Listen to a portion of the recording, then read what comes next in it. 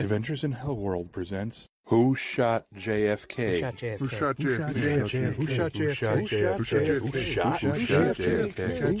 Who shot JFK? It was Lee Harvey Oswald. Hello, everybody. HellwQrld presents Who Killed Kennedy? It was Lee Harvey Oswald. Episode 6, The Gateway to Madness. This is the first episode that I really feel like just goes absolutely off the rails for Rob. And we've been pretty much crushing him the whole time, but this one's especially bad. I'm joined as always by Haley, a.k.a. Arizona Right Watch. Hello, I hear that Oswald was not involved, so this will be interesting. Yes, Lee Harvey Oswald, totally innocent. We're episode 8. Again, I keep like reading these things up, but episode 8 is banana stickers. Like episode 7 is boring. Well, we're gonna have to find a way to like punch up episode 7. But this episode, you've been waiting for it. We're gonna deliver it. I promise you. This is just absolute bonkers. But episode 8 is also bonkers. I haven't listened to 9 and 10 yet, but I'm getting to them. I'm like stealing myself for how because it feels like we're getting a lot of downhill crazy momentum as this series has gone on, and so it's just like, man, this is going to be brutal. So here we are. And your brain can only take so much at a time. Yes, only so much of Rob Reiner's gruesome pilledness can seep into me at a given time. But this episode is pretty wild. This is all about Richard Case Nagell, who is a really, like, in conspiracy world, and I lived in this world, again, in the 90s and on. I was very much immersed in this stuff. I was obsessed with it. Nagell was always a fringe kind of character. I never really thought of him as being very important. But this series has presented Nagell as practically the linchpin of the conspiracy theories. That to know Nagell is to know the truth. And I really don't think that's very accurate. Rob Reiner is just Dick Russell pilled. He just likes his book. Yep, Dick Russell just... This whole podcast is just a stealth advertising campaign for the man who knew too much. It's just this impressive thing. It's wild. It's like Dick Russell went to Rob Reiner with this book, and then Rob Reiner grabbed the book and went to Soledad O'Brien. It was like, Soledad, we have to do a podcast based off this book and also based off of my internal madness over like the Kennedy assassination. And then Soledad was like, sounds good to me. And this episode is basically like a 3-person pod, really, because Dick just chews up the scenery. Dick just takes over. And then Rob shows up for a bit.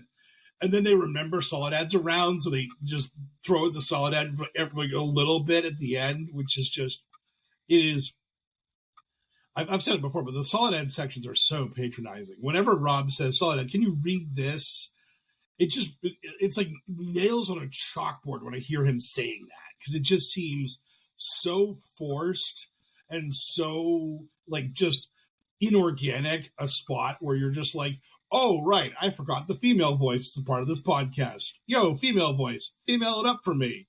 And then it's her podcast. I feel like Soledad, honey, you're a journalist. Don't do this to yourself. Do not put your name on this.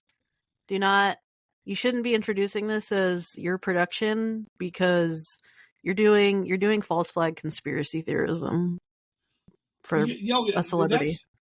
That's the big. They actually bring up false flags. They literally go full InfoWars in this thing, and they're like, "This is." But they want you to know that it's the right kind of false flag, because they're like, they're like, false flags.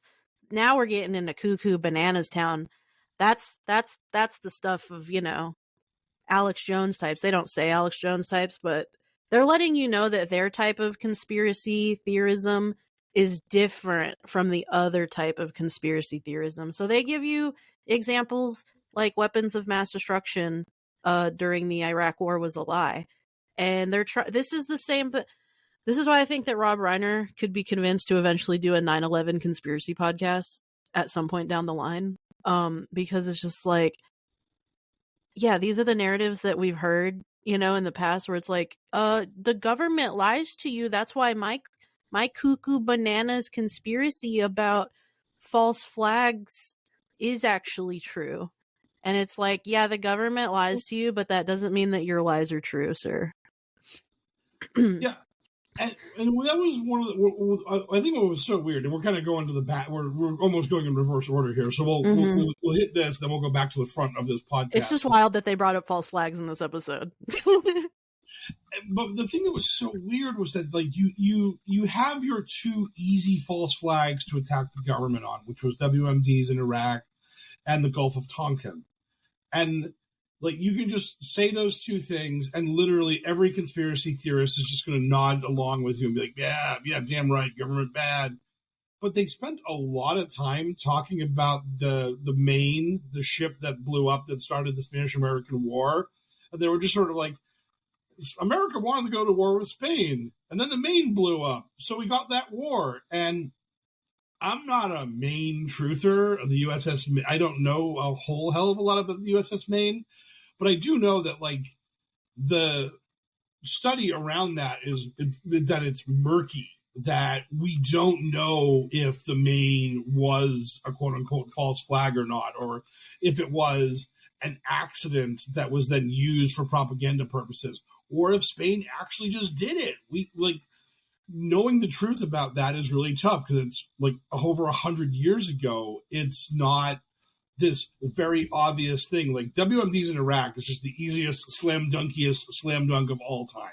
You can just be like, government said there were WMDs in Iraq. We went to Iraq. There were no WMDs. Fuck the government. Boom. 9/11 was an inside job. You can just do that. That's super easy. I really don't know why they spent so much time on the USS Maine. Because like a lot of Americans around them banging their clogs going, we should have never gone to war with Spain. That was just so terrible what we did back then to those poor Spaniards. And we stole all their gold doubloons. I mean, it's like, really? USS Maine experts, call in, please. Let us know. Yes, please explain the false flag narrative around this. Yeah. How pilled is Rob Reiner? Yeah, please explain to me. We'll get a 10-part series on the USS Maine and the Spanish-American War. Yep. Go right down a really weird rabbit hole, and then every week I'll tune in to check my viewership for that podcast series. 7, 12 people. Wow, we just doubled. Episode 1 was 3, episode 2 is 7. Yes, we're crushing. There's a lot of people out there want to hear about the USS Maine. A lot of people. Yep, conspiracies around the USS Maine. That's a big. That's a big industry in the podcast universe. Big thing. A lot of pods about that. So yeah. So this episode actually begins with we're talking about we do like the recap of episode 5. We continue to slander Ruth Payne some more, yep. Which I mean, every time her name is mentioned, they say CIA linked Ruth Payne every single time because they can't prove she was CIA, so they have to say CIA connected, CIA linked. You know. Right. And they practically spit after they say her name, too. It's like CIA operative Ruth Payne.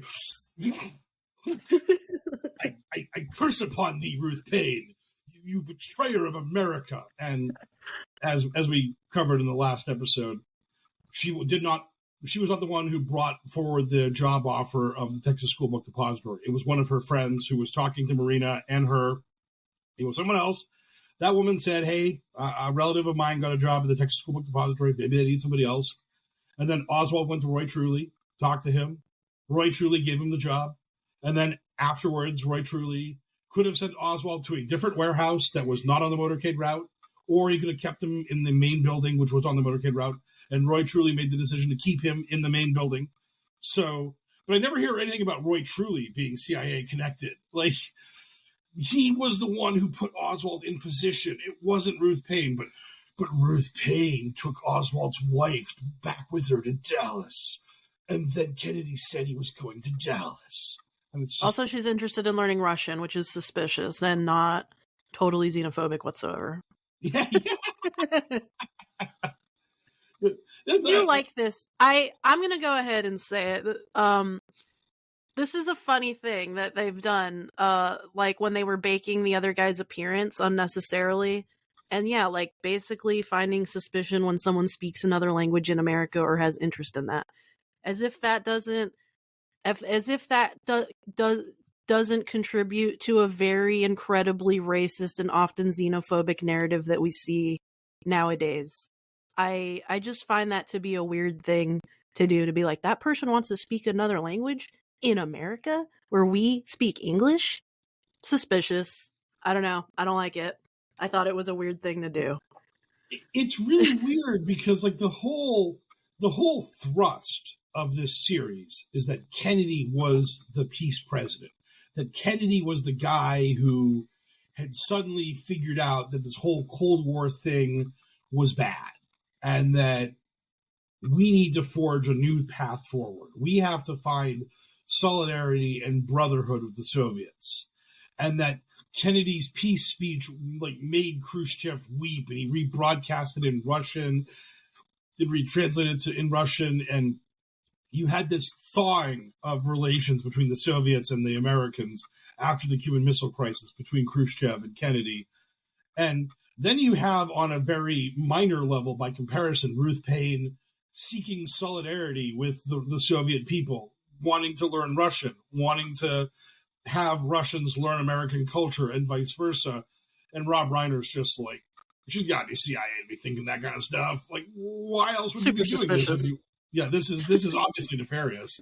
This is like the same things that had like all of the enemies in this series that literally all of the bad guys in this podcast are Kennedy is soft on communism. Kennedy's going to roll over for them commies. And then Ruth Paine does the same thing. And it's just like, Ruth Paine, communist. And it's like, wait a minute. When Kennedy does it, it's good, but when Ruth Paine does it, it's bad? What are we doing here? Like, how? Square that circle for me, please. It's just so bizarre. So we slander Ruth Paine. We go over more like episode 5 stuff. We talk about like Oswald getting the job and all that good stuff. And then we get to the big, we hit us with the opening sting. We hit us with the hook that brings you into the podcast, which is that we relitigate that Nagell goes into a bank, pulls out a gun, fires a couple bullets into the ceiling of the bank, and then this cop arrests him, and the cop's name is Jim Bundren. And Jim Bundren, remember that name, listeners. Yes, remember that name. It's very important. When Bundren is grabbing Nagell states that he wants to be arrested because he doesn't want to be anywhere near Dallas. And Bundren's like, what does that mean? And basically, it's this whole thing where it's like Nagel's like, you'll know soon enough. The dark truth will be revealed in time. And the thing about this is, if this had happened, if this went down the way Bundren claims it did, and this happened in such a way that it was public knowledge, you wouldn't be hearing about this in a podcast 60 years later. Rob Reiner would have been hearing this from Mort Saul back in the day when he was busy getting Kennedy killed in the 60s. This would have been incredibly explosive information. And the reason why no one's heard about this is because Bundren first came up with this quote in 1990. And he'd been interviewed by Dick Russert before this, and he never said it to him then. But 15 years later, Bundren remembers, oh yeah, by the way, Nagell said Dallas. And it's like, oh, really? How convenient is that? Holy shit. What an interesting story that just fits into the narrative that we've now known for decades at this point. Right, exactly. This is the whole thing, is that people learned what to say in order to get attention by that point. Like, now we know what you do in order to get the conspiracy people to buy your book or listen to your story or let you go onto the talk circuit. So if you're this unbelievably, really tangentially related to the conspiracy theory as Jim Bundren is, all you have to do is say, oh yeah, Nagell told me about Dallas back then. And it's like, what? And the important part about this is that Kennedy's plan to go to Dallas was not released at that time. There was no information Kennedy was doing a trip through Texas when Nagell was arrested. This is so funny. Yeah. Because it does make it into the podcast. They I don't know if they realize it because it's not in order when they're saying it, but they do explain, obviously, when Nagell was arrested. And then they also explain when the announcement for Kennedy's trip to Dallas is. And that happened after he was already in jail. The announcement for when he was in Dallas, going to be in Dallas. So the timeline doesn't match up. And yeah, on the website that also debunks Nagell's claims, it points that out. And I was like, dude, that was totally in the fucking episode. Like their own timeline in the podcast doesn't make sense. And the thing about this is that there'll be people like, oh, Nagell had inside knowledge that they were going to do this, and Proof? Proof, evidence, anything of that. Who knows? And presidential plans change at the spur of the moment. Like when the Cuban Missile Crisis hit, Kennedy stopped going out and was bunkered into the White House for a period of time. Like events happen that can disrupt things. The idea that Kennedy had to be brought to Dallas and had to be killed in Dallas, and he had to be killed in front of the Texas School Book Depository so we could blame it on Lee Harvey Oswald. You are putting so many eggs into this basket. The amount of investment you're doing into Lee Harvey Oswald is insane when you consider all of the tiny little things that could have happened that could have made this whole thing go horribly wrong. Like the morning of the assassination, it was pouring rain. And it just so happened that an hour before the motorcade, the rain stopped. What happens if the rain just continues? What if the rain just continues? They leave the bubble top on top of the limo.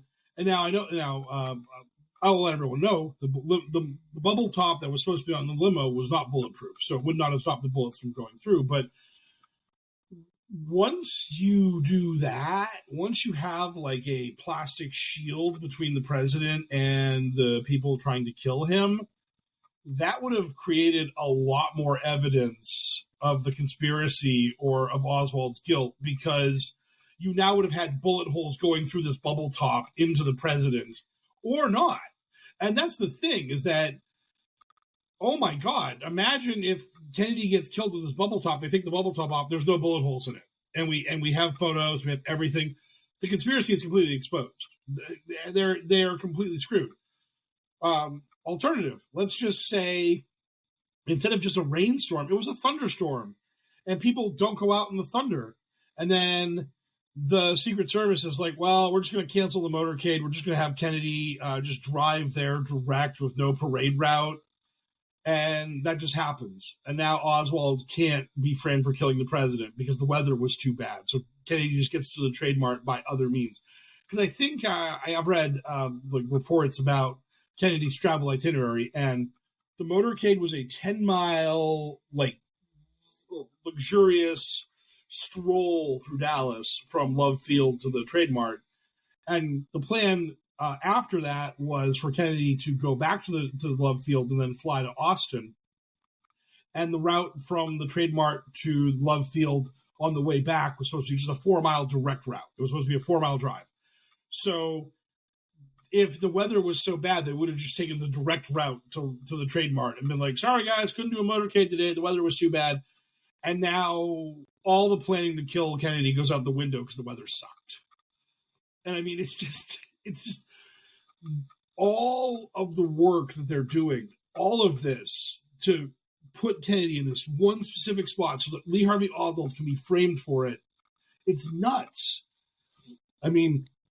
Why would you do all this work and invest so much just for the chance to put Kennedy in this one spot when a million variables could have gone another way? There was a lot of arguing about if Kennedy should go to the trademark or not.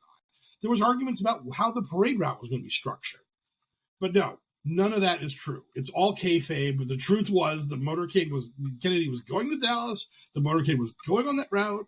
It was all etched in stone, 3 months ago when Nagell shot into that bank and then said, I don't want to be in Dallas. Reiner describes it as the chess pieces are moving into place. So the way that he's describing it is that literally every action that is taken before the assassination was pre-planned to eventually lead to the assassination. From Oswald's teenage years, we're getting... It's not just like, since we knew about Kennedy going to Dallas, we're talking like Oswald has been getting programmed since he was a teenager to eventually carry out a mission. And then the mission ended up being the assassination. Or was it? Because we don't know yet who's going to get pinned on this assassination in the final episode. But yeah, that's what that's kind of the story that they're telling, is that like every single fucking little detail that happened leading up to the assassination was actually carefully crafted to kill Kennedy. Right. They even saw the rain that morning in Dallas, and they turned the heart machine to sunny to make sure that the weather would stay clean. they did that. I mean, that's and I really think that this is something that a lot of conspiracy theorists don't want to understand or acknowledge about what happened, is how much happenstance and bad luck was involved in this. And that's really what this comes down to, is that in a lot of ways, thinking that there was no way Kennedy could have survived that trip through Dallas is almost comforting. It's like, oh man, those evil bad people set him up and they took him out, and that's just the way it was. And it's just like, it's not really true. If Oswald gets that other job, Kennedy probably goes through Dallas without a hitch. If it's too rainy and they put the bubble top on, Oswald probably pokes his gun out the window and then looks at the bubble top and goes, oh, fuck, they got the bulletproof bubble top on. And then he pulls his gun back and doesn't try to shoot the president. I mean, there's so many ways this could have broke differently where Kennedy is not killed. And I think that's incredibly frustrating, that we basically won the negative lottery, where we're the timeline where everything breaks perfectly right for Oswald to have a chance to kill Kennedy.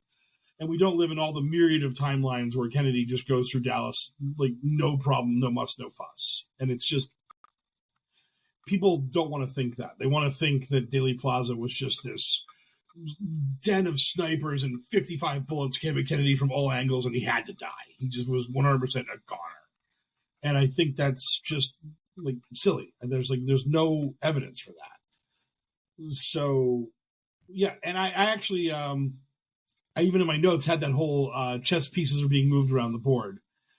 And so Nagell begins his story about how he was working with Oswald in Japan. But the problem with that account is that he specified that he was working with Oswald in 1957, and Oswald was taken out of action on October 27th, 1957, when he accidentally shot himself with a Derringer. And he was hospitalized for 3 weeks. And he returned to duty on November 20th, just in time to ship out to Kubi Point in the Philippines. And he would not return to Japan until March 18th the following year. So Nagell and Oswald working together to target Soviet Colonel Nikolai Eskoshin, or Eskotkin, don't know, I'm bad at names, so like it doesn't fit the timeline. And also it makes no sense that a 18-year-old Marine would be tasked with an espionage case. Why would the CIA be like, yo, Nagell, we want you to grab this guy Oswald, and then we want you to get this Russian colonel to defect to America? And Nagell's like, sounds good, boss.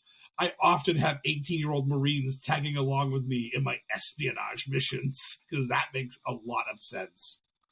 So, I mean, the whole story with Nagell is just, we are believing one man's wild claims, and kind of fitting that into the greater story of the JFK assassination, when this guy's just fucking lying about like all this shit. Yeah, so that was fun, just to listen to a whole episode about a guy who was pretty abusive towards his wife, and kind of had a shitty life, and then shot up a bank, and then after the fact eventually made up some shit, and now we have to listen to a whole episode about this guy's wild claims that are all based... I was like waiting for a fucking backed up by fact on any of this. I was just like, are we just like listening to what this guy fucking said? And a bunch of this shit just inconveniently disappeared before he could ever prove it, or after he died, it was all magically destroyed, and it's just all a bunch of air of mystery. And this whole story with Nagell is basically just like, it literally is so QAnon. It's like this big story happening behind the scenes. The deep state is like fighting the monsters. There's a big story. You know, there's characters that are planning on killing one another. There's assassination plots happening. There's people planning on taking out those assassins. Like, there's assassin on assassin fighting going on here. This is just, you can just say anything, because there's no, this is all just basically like, this is what happened behind the scenes before Kennedy got assassinated, but you don't know about it because it's secret. And I'll skip to the end of the Nagell story in this podcast real quick, because what Haley is bringing up here is Nagell always claimed to have lots of evidence. Rob Reiner talks about how he said he sent registered letters to all these different people. No one's ever claimed they've seen these letters.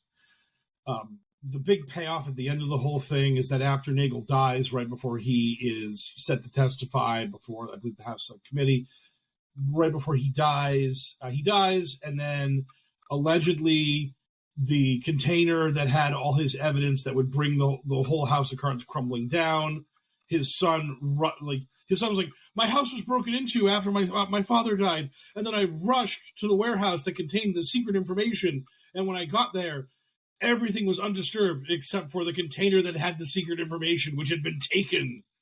And how very golden plates of him. Oh yeah. Moroni had placed the information implicating the CIA in the assassination of Kennedy in a purple trunk. And then, unfortunately, it appeared that the CIA or Moroni spirited away the purple trunk before we could get our hands on it. And a lot of times in the episode, we have Russert talking about how Nagell kept talking about all these dead man switches he had, and how they can't kill me because they know if they kill me, it'll all come out. And that's how I'm one step ahead of them. And then the payoff at the end is they kill him, and then they grab the evidence and it doesn't come out. So Nagell just loses to the CIA at the end of the story.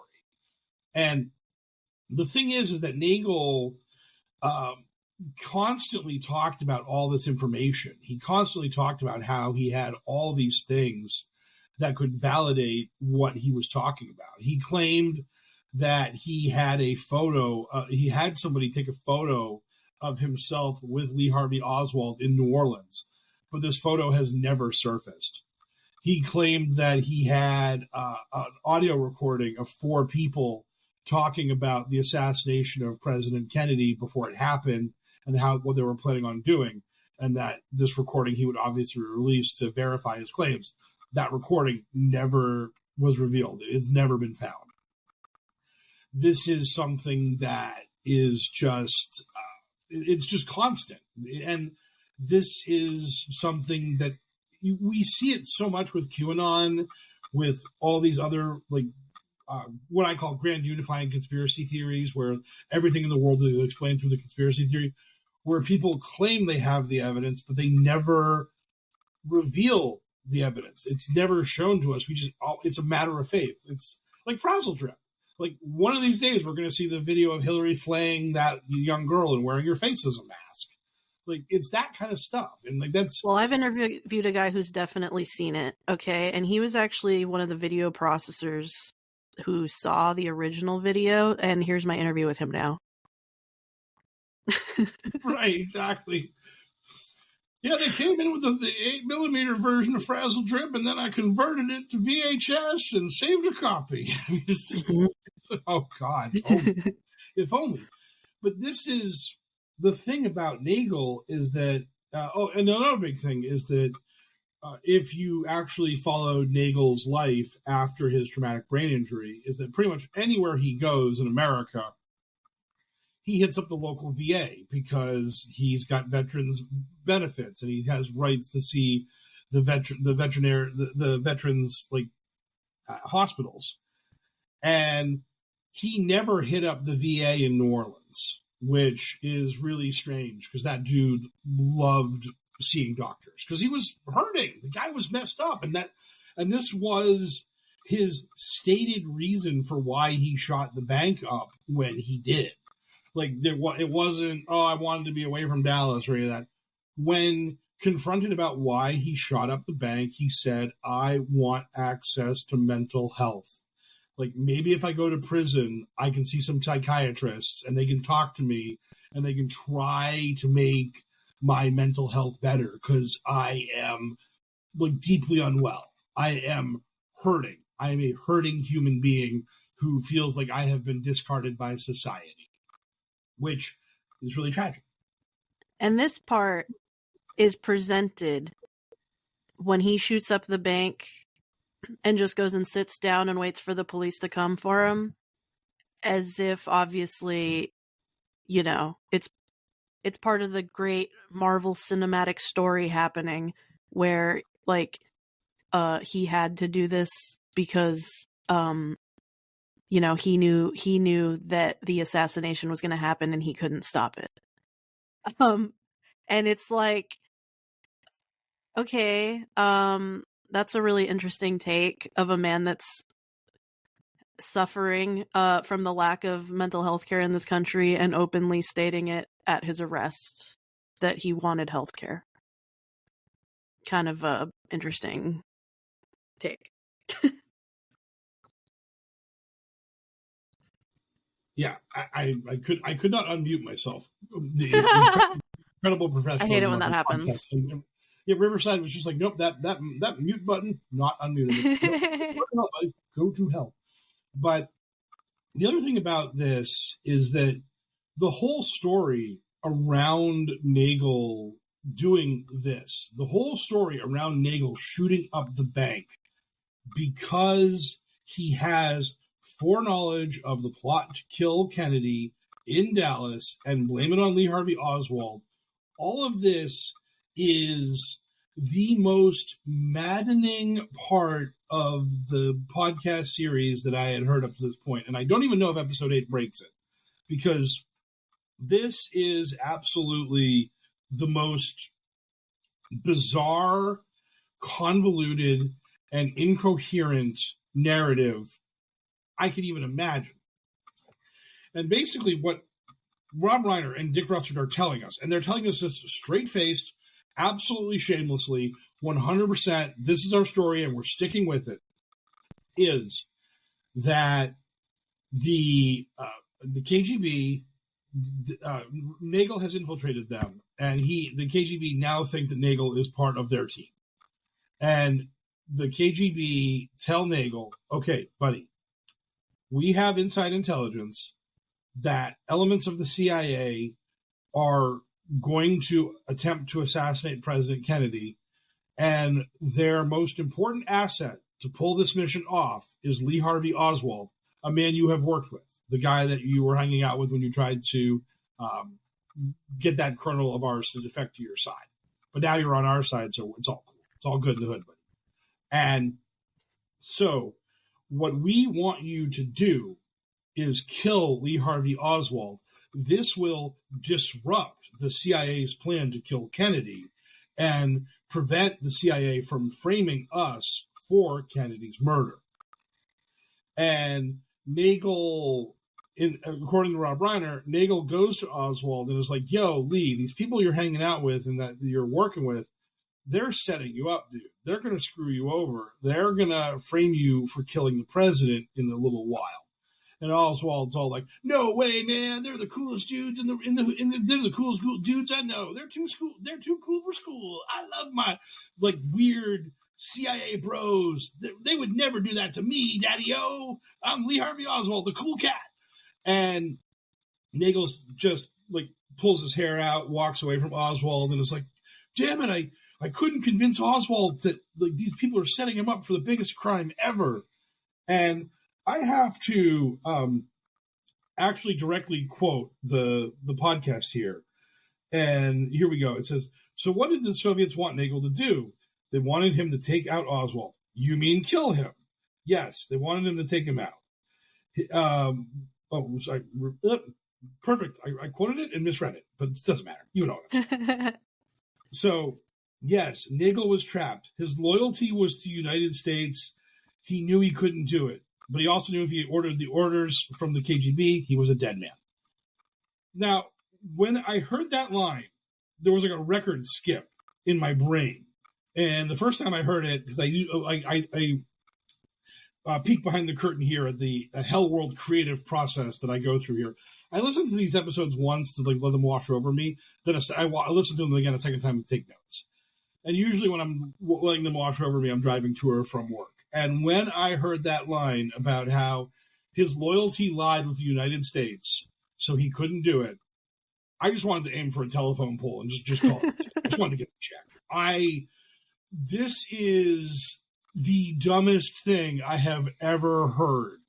So the KGB tells you there is a plot to assassinate the President of the United States, and that this plot is in motion. The president is going to be killed in the very near future. But this plot to kill and I'm going to keep saying this over and over again because I really want this to sink in, that this plot to kill the President of the United States hinges on one dude. And if you kill that dude, the president will live. And then you, Richard Case Nagell, are like, my loyalty lies with America. I must let the president die. Like, that is your logic here? That is your logic. That your loyalty to America is so great, the American president must be killed in order to... What? To me... Like, the way they explained it is that Reiner was basically saying that the KGB knew the CIA was going to kill Kennedy and frame Oswald, and they were doing this as a pretext to, like, stoke Cold War tensions between the two sides and maybe lead to a war. And the KGB wanted Oswald killed so this wouldn't fucking happen. And yet, we are told Nagell's deep and abiding loyalty to America was so great that he, again, had to let Kennedy get shot. Which, this makes no sense. Like, I don't care that the quote-unquote bad guys, the KGB, are telling you about the plot to kill the president.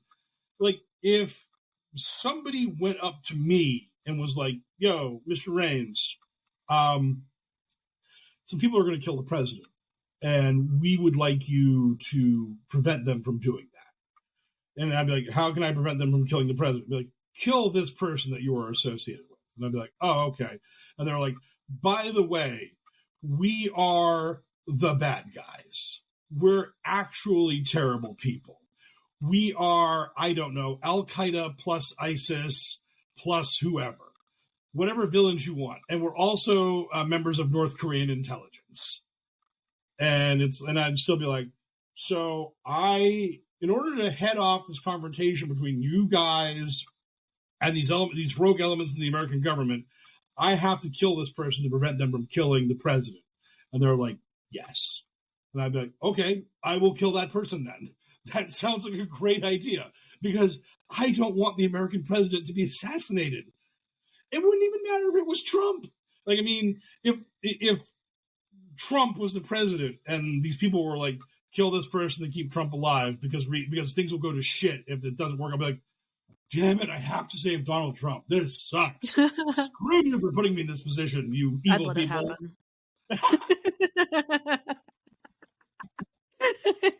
Well, you're doing the triple reverse loyalty to America.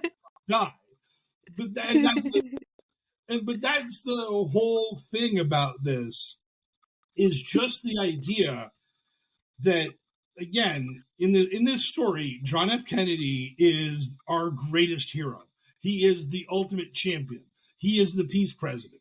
He is saving the world through his existence and his presidency. Kennedy is the objectively best good guy in the world. Of all the good boys in the world, President Kennedy is the goodest boy. We scritch his ears and we feed him treats all the time. He's such a good boy. And Richard Case Nagell is told the goodest boy will die if he doesn't kill a moron. And Nagell's like, I can't do it. I can't kill the From moron. skinny twig, abusive to his wife. Yeah, Annoyingly debating Marxism. You know, I can't murder this wife-beating lunatic communist nutball who thinks he's king shit. Can't do it. There's no way I can do it. And like literally, if Nagell kills Oswald, Kennedy lives. The CIA's plan is destroyed. All of this, and the fact that and there's there's this really important part is that after they say that, they don't even do what we're doing, where we're like theory crafting how that plays out. Because I think on some level, Reiner and Russert and Soledad know that if they actually put out if they actually started branching out the trees, like the decision trees afterwards, it makes Nagell's story look so terrible that they're like, no, we can't even discuss it. We just literally have to say that Nagell can't kill Oswald because reasons, which is, and it's ridiculous. And let's just even say that Nagell, for whatever reason, couldn't kill Oswald. Just like his code of ethics, whatever, he couldn't kill Oswald. Why is shooting up the bank his play? Why is putting himself in jail the play? Like, again, we're just going to say that Officer Bundren's statement was 100% accurate, that Nagell was like, I don't want to be in Dallas. Wouldn't Nagell... So now Nagell has all the information. He knows Oswald's going to be framed for the assassination of President Kennedy. He knows it's going to happen in Dallas. He's just waiting. He knows 5 days before the fact that it's even announced. Yeah. Which I can't get over. I just can't get over that. Yeah, it's so silly. But let's just take all of that at face value. Okay, now I'm Richard Case Nagell, and for some reason I will not just kill Oswald. We'll just make that a baseline thing that I'm Batman. I'm not going to kill Oswald. So now I wait and I hear about Kennedy's planned trip through Texas, and I see that Kennedy is going to arrive in Dallas on the 22nd. So I get into town on the 21st. I find Lee Harvey Oswald at his job at the Texas School Book Depository. And then I'm like, yo, Lee, so the president's going to be in town tomorrow. And Lee's like, yeah, he is. What of it? And then I'm like, I happen to have $2,000 here. Why don't you give your wife some of this money? And then why don't you, I don't know, take a trip, go somewhere else. Just tell your boss that you're sick and you're not going to be into work tomorrow, and you're just not here. And you just have this delicious $1,000 or so worth of money for yourself. And then Oswald's like, okay. And then you've bought Oswald off. He's nowhere near the Texas School Book Depository on November 22nd. We've got the assassins lining up. And then Steve, assassin lackey and guy that's trying to keep track of all the chess pieces of the chessboard. Steve runs over to Jim, the guy who's running the assassination plot. And Steve's like, Jim, Oswald didn't show up to work today. And Jim's like, damn it, it's all gone to hell. Abort mission, abort.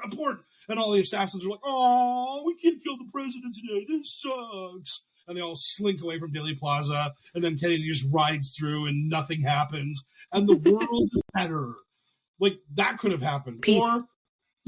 Or Oswald could have told Nagell to pound sand on the 21st. And then on the morning of the 22nd, as Oswald's walking to a car with a large bag under his arm, it's totally inconspicuous. Nagel's like, hey, Lee, I told you to leave. And Lee's like, no. And then Nagell, takes out his, brass knuckles and goes, bam, and just punches Oswald in the head and sucker punches him to the ground. And then gives him a couple for the road. And then grabs the package and runs away with it. And then, again, Jim and Steve have the same conversation, only this time Oswald's in the hospital with a broken orbital bone. And no assassination, world saved. Nagell has a million ways to play this that save President Kennedy and make his KGB. What I don't understand about this is that why does Nagell ruin his connections to the KGB? Nagell is working for the CIA as a double agent under the KGB, and the KGB tells him, yo, kill Oswald, stop this assassination. Does Nagell go to his CIA case officer? Is he worried that his case officer is compromised? Like, Nagell could go to the Army intelligence. He could go anywhere. He could explain the situation to more people and try to have this thing resolved. He could implicate Oswald to an intelligence community that might be able to interdict to this thing and stop it. But Nagell literally gets told to kill Oswald and stop the assassination of President Kennedy. And he's like, I can't do it. The only way out I see here is to shoot up a bank. It's the only way. It's the only play I got. No other play. I just have to put myself in jail. And like, I imagine that his CIA handler is like, yo, Nagell, why did you put yourself in jail? And Nagel's like, I can't talk about it, boss. He's like, what do you mean? You're a double agent. You work for me. And he's like, oh yeah, well, the KGB told me to, kill Lee Harvey Oswald because he's working for you to kill Kennedy. Soledad had the funniest line during this bit. She was like, talk about being in a rock and hard place.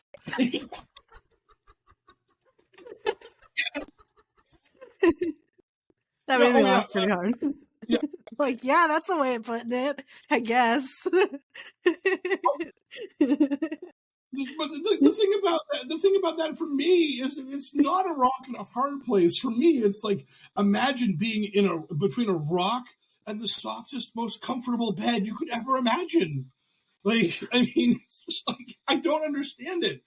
Because to me, stopping Oswald from the plan, that's just a win-win-win for everybody. You make your CIA handler, you make your KGB handler happy. Your CIA handler who's got you working as a double agent for the KGB is happy that you've further ingratiated yourself to the KGB and can do more missions. You've saved the president's life. You've done a lot of great things here. And instead, Nagell opts for option Z on the scale, which is throw yourself in prison. Let the president die.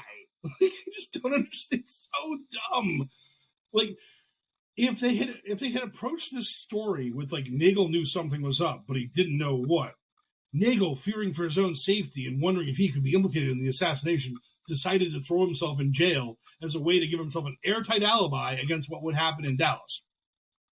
If you said that, I'd be like, dumb but plausible. The story they gave us is absolute bonkers, because they're literally telling us that Nagell has complete foreknowledge of the assassination up to who the alleged assassin will be and where the assassination is going to happen. Because, as we have brought up many times here, Lee Harvey Oswald cannot drive. He literally is very stationary unless he has to grab a cab to go somewhere. So Oswald's options for president killing are incredibly limited. Either Kennedy has to drive by his boarding house, Ruth Payne's house, or the Texas School Book Depository. Otherwise, Oswald's going to need to bum a ride to go murder the president. He's a bad driver? No license. Never got a license. Never learned how to drive. Shut out. Man. That's cool. Yeah. Yes. And that's the other thing, is that, like, why would the CIA invest in such a lousy assassin? Can't even drive. Can't even drive. You're like, oh, we got this assassin, Lee Harvey Oswald. He's great. And it's like, okay, so tell him to be here at this time. Like, well, we'll have to get a car for him. He can't drive. The cab's late and the bus is behind schedule, so can he catch the light rail? Exactly. There's no Uber at the time. Our incredibly deadly assassin who needs public transportation to get anywhere. Yeah, like the bus is late. Kennedy passed an hour ago. Yeah, exactly. Right, what you just said. Literally, the way Oswald gets to work is his buddy Walt Frazier drives him to work. You're Richard Case Nagell. You know this. You slashed Walt Frazier's tires that morning. Oswald can't get to work. You have saved the president. There's a million ways you could have done this. Just make him a little late. Yeah. Just make him a little late. You don't have to kill the guy. You don't have to kill the guy. But, again, just pull the battery out of the guy's car, something, anything. Just, I can't make it into work, boss. My car got vandalized, and now Lee can't get in either because he needs me to bum a ride. Like, the great claim is that he's like a CIA top secret Army intelligence secret operation officer, and it's like you didn't think to just slash some tires maybe, or make him a little late for work that day. Right. You just couldn't come up with anything. Hit him with the flu gun, make him a little sick for a couple weeks. Like, anything. Anything. Frame him for some minor crime. Lock him up. Yeah, just lock him up. Literally, just call some Dallas police, lie about an outstanding warrant for Lee Harvey Oswald on the 21st. The cops grab him on the 21st, throw him in jail. He makes bail at 5 p.m. the next day. Kennedy's through. He lives. I mean, it's just, this is the dumbest thing they have said in this podcast. And it is so incredible because after this ad break, we're going to tell you about the even dumber thing they hit us with almost immediately after, which made my head explode like Kennedy's. It was really bad. And now the ad break, and now the big payoff afterwards.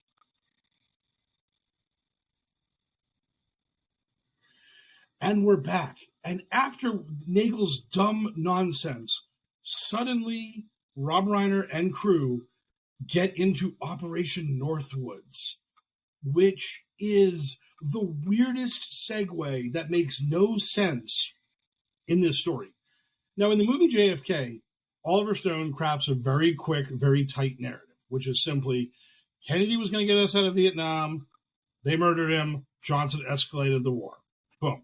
That's all we needed to know.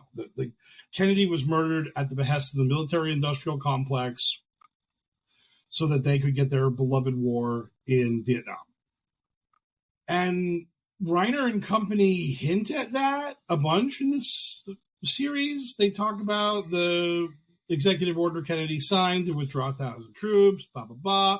Then Johnson rescinds the executive order, puts the troops back in, boo, boo, boo, hiss. And they play around with that a bit. But then, and that's, again, that is a narrative you can sell. You can sell that to people. But then they do this bonkers thing with Operation Northwoods, where they explain that Operation Northwoods was a plan to instigate a confrontation with Cuba via false flags, and basically they wanted to gin up an excuse to attack Cuba. They wanted to do something bad and then blame it on Cuba to get the American people all gung-ho for a war with Cuba and the Soviet Union. And that's the gist. That's the plan. And they then bring up that Kennedy rejected this, which he did. And Operation Northwoods never went anywhere. But in the Reinerverse, they're like, oh no, Operation Northwoods took a darker, even more sinister turn when they decided to Northwoods Kennedy to get their war with Cuba. So I'm going to go through my American history book. Look, November 22nd, 1963, President Kennedy got popped in the head. So, when does that war with Cuba happen? 1964, 1965, 1966? Man, I'm going through all these pages in my American history book. I do not see this war with Cuba that they got from killing Kennedy. I'm sure it's in there somewhere because Rob Reiner told me that's why they did this, that we murdered Kennedy to get a war with Cuba. Oh, wait, that didn't happen. Why did he was developed as a false flag assassin to blame Cuba, was, I believe, the line. Like, right. He was developed as a false flag assassin. That's right. To blame Cuba. But it's like, wow, Cuba. That's a wild line. Right. I mean, that was the whole quote-unquote sheep dipping thing. Sheep dipped. Mm-hmm. And again, that unbelievably inorganic conversation they had. That's just horrible. Don't gun for the Emmy on your podcast series. They so will. They so are gonna. Yeah, but I mean, it's just what makes this so dumb and what makes this so infuriating to me is that back in my day, old poker, old Mark Raines, neck deep in the Kennedy assassination since the 1990s. Since I was knee high to a grasshopper, I was obsessed with this shit. I am so old. I remember when people talked about how the Warren Commission was used as a way to crush actual investigations into the Kennedy assassination by pinning it on Oswald, because the great fear of the Warren Commission was that evidence would come out implicating Cuba or the Soviet Union with killing Kennedy.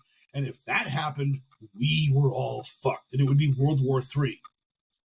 They do bring this up a little bit in this podcast series, but they mostly just state that Warren was bullied by Lyndon Johnson into doing the Warren Commission. But I don't think they actually used like the quote, because there was the big quote that I've seen from Lyndon Johnson to Earl Warren was, "If you don't do this, 20 million Americans will die."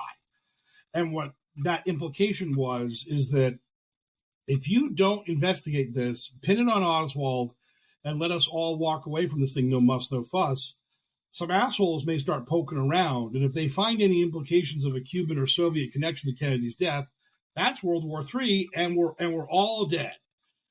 So on the one hand, you've got this idea that the assassination of President Kennedy was done in the interest of ginning up a war against the Soviet Union and Cuba.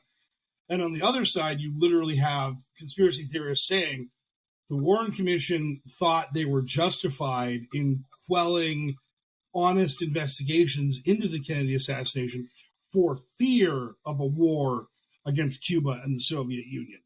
So you got to pick one. You can't have both. To have both as options is to reject logic and sanity. Either this was done to instigate a war against the Cubans, or the fear of war with Cuba was so great that let the CIA and the FBI slip away with the murder they just committed.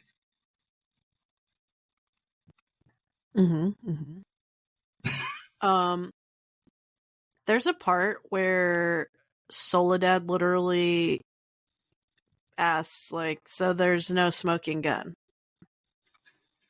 Because there's nothing in this episode. There's not. This is a pointless episode, practically. I mean, it's important to understand the eventual narrative that Rob Reiner will craft, but you're literally just this whole episode is about a guy who lied. Yep. This whole episode is literally about a guy who lied. And what Soledad is talking about in that spot is she's talking about how there's like still a few files that have not been released by the JFK Assassination Review Board, and that like every president has like not released them. Trump didn't release them. Biden hasn't released them. And Russert and Reiner both are like, yeah, there's probably nothing really big in there anymore. And they even then go a step beyond, and they're like, yeah, if there had been anything big in there, they would have destroyed it a long time ago. We're never going to get it. The CIA would have destroyed it a long time ago. Right. Much as they destroyed the purple trunk that had Nagel's smoking gun evidence and the golden plates from the Angel Moroni.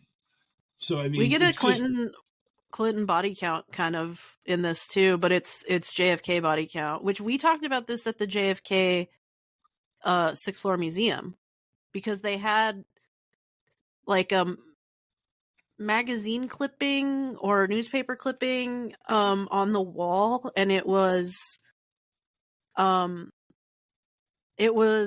not everything at the JFK museum was like factual. Some of it was showing the conspiracies and the many narratives. And there was one piece on one of the walls that was playing into like the JFK body count thing, where a ton of key witnesses to the assassination were mysteriously found dead. And they do that in this episode. They do that. They just kind of name drop people. Mob boss John Roselli. They don't even go into it. They just they're just like, he was found in an oil barrel, and that's it. They don't explain why he was a key witness or why his death was done by the CIA or whoever they're blaming. Joey Roselli was going to testify before the House Subcommittee on Assassinations. The next day, he was found up, like chopped to pieces in an oil drum. And they don't bring up the fact that the House Select Committee on Assassinations investigated his death and did not determine that it had anything to do with the Kennedy assassination. It had to do with the fact that he's a mob boss and that they live violent lives and get killed that way every now and then. Yeah, literally, it's like the most mob boss way to die.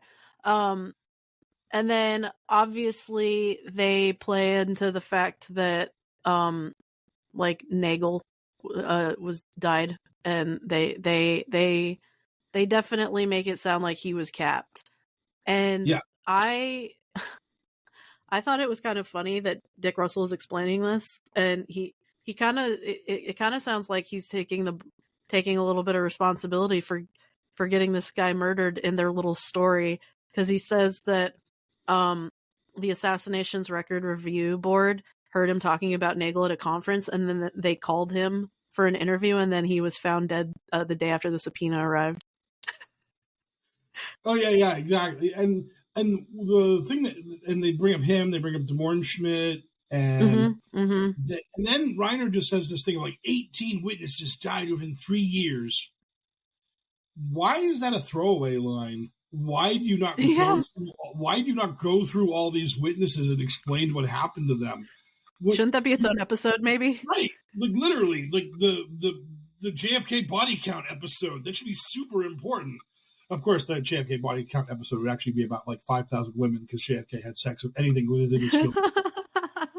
that would be body count, the way people use it nowadays. Topical. No, double entendre. I think Mike Raines, the cleverest boy.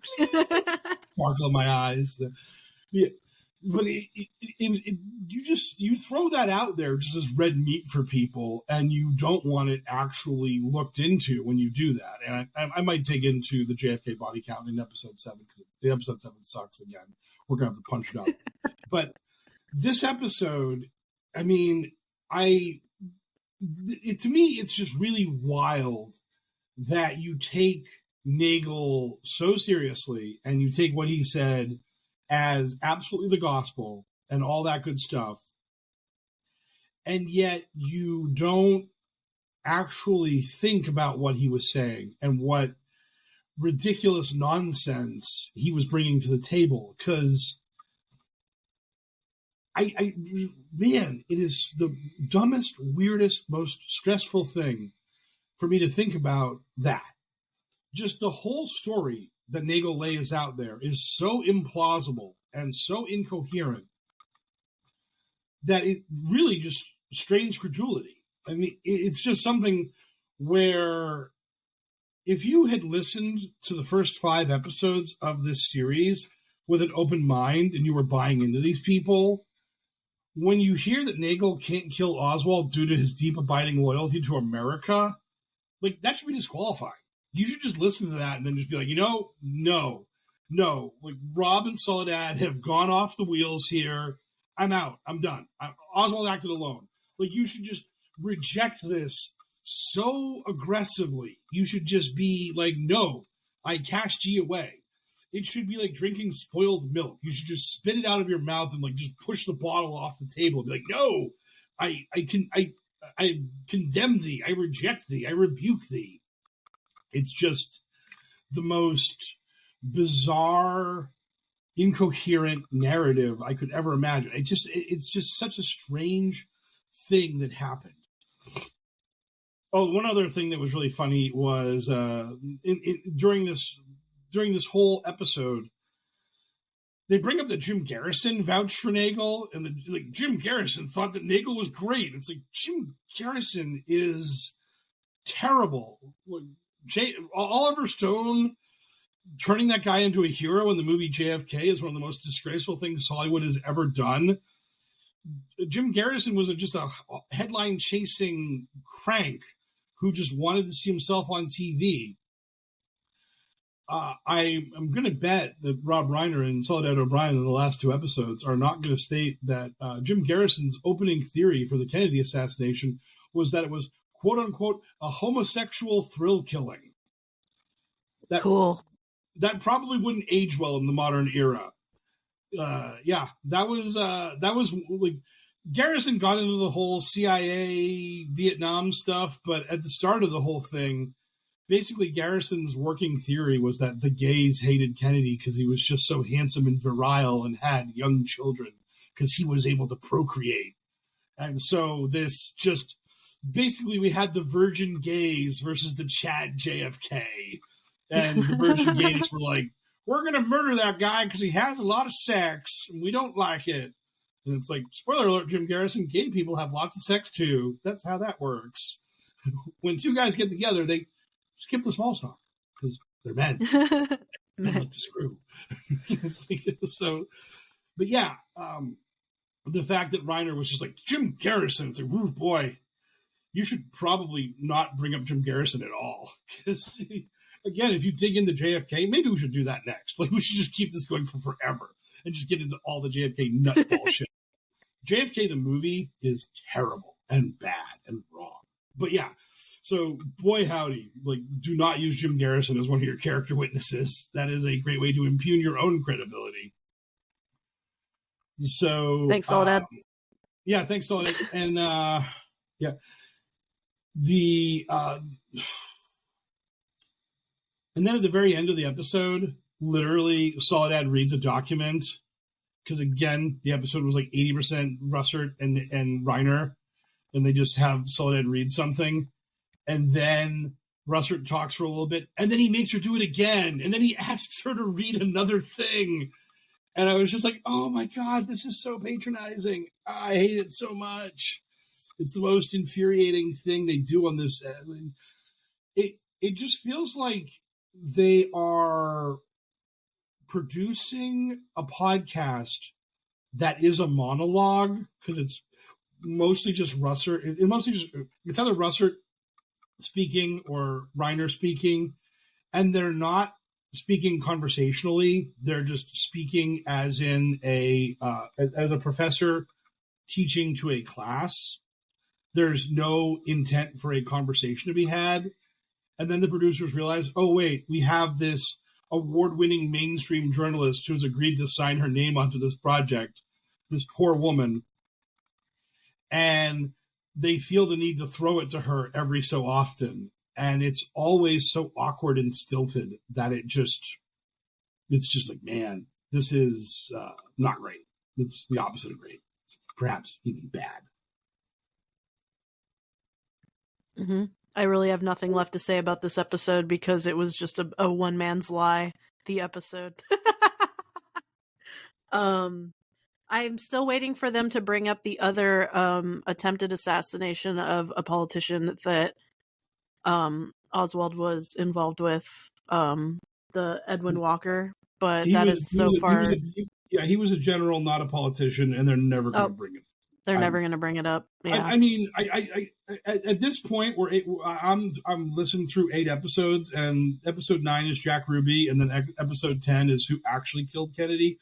So it doesn't. And again, these episodes are like about a half hour long plus ads. So it's like I truly cannot imagine that they have the time nor inclination to bring up anything else beyond what they've done. So yeah, we're never gonna get any talk about Edwin Walker. When they get into JD Tippett, oh boy, I mean episode 8, they just hand wave away JD Tippett's murder. There's like, and then JD Tippett got killed. What happened? Shrug emoji. Because they know how bad that looks that Oswald killed a cop right before he got arrested. So they don't even try to get into it. And that's the thing that really, as Haley has brought up, is that this is a show that is really all about absolving bad people of terrible things. Lee Harvey Oswald was an awful piece of shit. And the fact that we have this 10-part podcast series trying to like frame him in a positive light is really weird and bizarre. I mean, like either the episode before this or the one before that, they had this one part where they were just all like, and in the press they said that Oswald defected to Russia and he was a communist, he was a bad person, and it made me sad because in reality Oswald was a CIA agent working for Mom the Flag and Apple Pie, doing what they told him to do. It's like, why are you doing this? Why are you trying to like pump up Oswald's bona fides as a good person when he's not? He's a piece of shit. Oh my God. It's just really, really strange. It's just this really bizarre thing that they did. And they're still doing it. I mean, it's just like, that's the kind of thing that we have going on here. So that was episode 6. It was terrible. And it had the really weirdest thing in it where they concoct this story about Nagell, and Nagell is powerless to stop the assassination of President Kennedy when he has all the information anyone would need to stop it. Literally. If you gave a 7-year-old child this information, they could have saved Kennedy's life. We could make a Disney movie about this and save Kennedy. Like, it's really incoherent. So I hope you enjoyed this. Hope you enjoy episode 7. Episode 7, we will try to punch it up. It's not great. And then strap in for episode 8. Episode 8, out of control. Just absolutely nuts. And I can't wait until episodes 9 and 10. I've had spoiler alerts that the grassy knoll may not be where the fatal shot was fired from. Is Rob Reiner going to go Storm Drain? Are we getting Storm Drain? I'm so excited. That would be wild. So yeah, I'm gonna listen to 9 and 10 probably this week. So next week maybe I'll do like a little lead in for them as well, because again, gonna have to do something for next week's episode because it's not gonna be great. Then episode 8, incredible, and I'm sure 9 and 10 are gonna be wild because episode 9 is about Jack Ruby. I wonder if they're going to tell us about the fact that Ruby had a timestamp from Western Union 4 minutes before he shot Oswald. So, like, literally, he was not in position in any way, shape, or form, and he had to luck out to make it to Oswald in time to kill him. We'll see. Because I will give Haley I'll give you all a little spoiler here for episode 8. They actually brought up the wedding ring and the money that Oswald left his wife. They actually did it. Wow. They actually admitted that, like, they actually gave one bad piece of evidence against Oswald in the series. Incredible. So yeah, we'll get into all that in the next 2 weeks. Have a good one, everybody, and we will catch you later. Later, Gator.